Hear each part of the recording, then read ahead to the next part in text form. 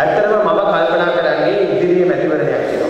මේ මැතිවරණයේදී රාජ්‍ය සේවකයන් හැටියට එහෙම නැත්නම් රාජ්‍යයේ වැඩ කරන තමුන්නාන්සලගෙන් මම විශේෂයෙන්ම ඉල්ලීමක් කරනවා. ඉදිරි අපේ ජනාධිපති මැතිවරණයේදී තමුන්නාන්සලට ලොකු කාර්යභාරයක් ඉෂ්ට කරන්නට පුළුවන්. ඒක තමයි මම ඇත්තටම බලාපොරොත්තු වෙන්නේ මෙතන තමුන්නාන්සලට කියන්නේ. අද ආණ්ඩුව ලොකුවට මේ අයවැයෙන් පෙන්නනවා ලොකු පරිවැඩි කිරීමක් කරා කියලා.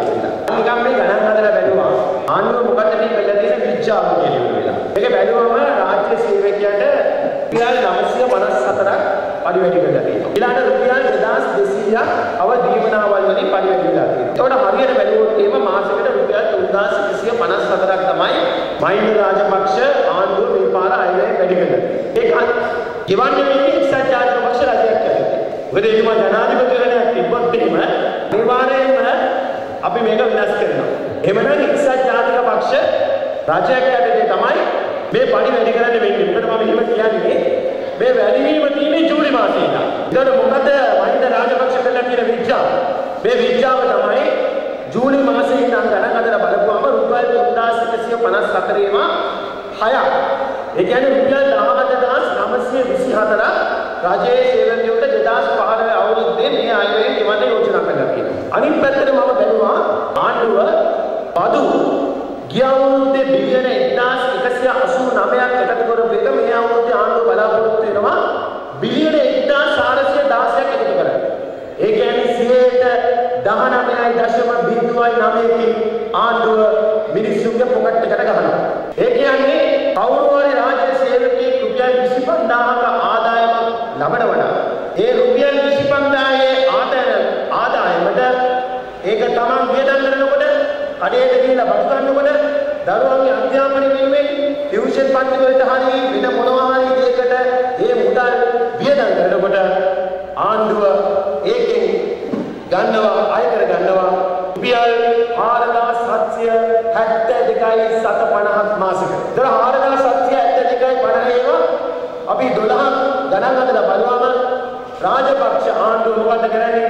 මහින්ද රාජපක්ෂ තමුන්නාන්සලගේ වම් පැත්තේ පොකට් එකෙන් 57270ක් අරගෙන දකුණු පැත්තේ තියෙන පොකට් එකට රුපියල් 18924ක් දානවා. මෙන්න මේක තමයි රාජපක්ෂගේ පොකට් එක. මේක මේ රාජ්‍ය සේවකයන්ට ඇත්තටම තේරෙන්නේ නැහැ. සමහර හිතනවා දැන් අපිට මේ ලොකු පරිවැඩීමක් කරයි කියලා. නේද? මට මතකයි ජනාධිපතිවරණය ඉදිරිපත් කරනකොට අදුම වශයෙන් රාජ්‍ය සේවකයන්ගේ පඩිය රුපියල් 10000ක්වත් වැඩිවීමක් වෙන්න ඕනේ. මම මේ රුපියල් 10000 වැඩි කරනවා කියලා සනත් ෆොන්සේකා කියනකොට ජනාධිපතිතුමා මොකද කිව්වේ?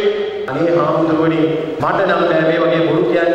මට පුළුවන් දේ ඔබ වහන්සේලා ඉදිරිපිට මම කියන්නම්. කියන්නේ 2500ක් වැඩි කරන්න කියලා. නමුත් එතුමාගේ ජනාධිපති කාලය ඉවර කරලා ඊළඟ ජනාධිපතිවරණයට දැන් ඉදිරිපත් වෙන්න ලෑස්ති වෙනකොට රාජ්‍ය සේවකයන්ට රුපියල් 2500 වැඩි කරන්න බැරි වුණා. එනිසා රාජපක්ෂ මහින්ද රාජපක්ෂ කියන්නේ රටේම ජනතාව රවට්ටල ඉවර වෙලා යුද්ධ විකුණලා තමුන්නාන්සලගේ දරුවෝ අපේ ගම්වල ඉන්න අහිංසක දෙමව්පියන්ගේ දරුවෝ මේ දරුවෝම ඒ ගිහිලි ඉවර වෙලා යුද්ධෙට ගිහිල්ලා ඒ යුද්ධ ජයග්‍රහණය ලබා ගත්තට පස්සේ ඒගොල්ලන්ව විකුණන ඉවර වෙනා දෙවනි පාර ජනාධිපති වෙලා ඊට පස්සේ 17 වෙනි සංශෝධනය ඉවත් කරලා හැම පැත්තෙම ඉන්න එක්සත් ජාතික පක්ෂයේ උතුම් මන්ත්‍රීවරු ඔක්කොම අරගෙන අද තුනෙන් දෙකේ නැති බලයක් ජනතාව මුදුන්න බලයක් හදාගෙන එතුමා ජනාධිපතිවරණයකට ඉදිරිපත් වෙන්නට හදනවා. නීති විරෝධී ජනාධිපතිවරණයක් එතුමාට කවදාක්වත් මේ ජනාධිපතිවරණය නීත්‍යානුකූල කරන්න පුළුවන් කමක් නැහැ. එතුමා පාර්ලිමේන්තුවේ ගිහිල්ලා මේක සම්මත කරගත්තා. ඒක නීතිය හරියට සම්මත කරගන්න බැරි වෙලා තියෙනවා.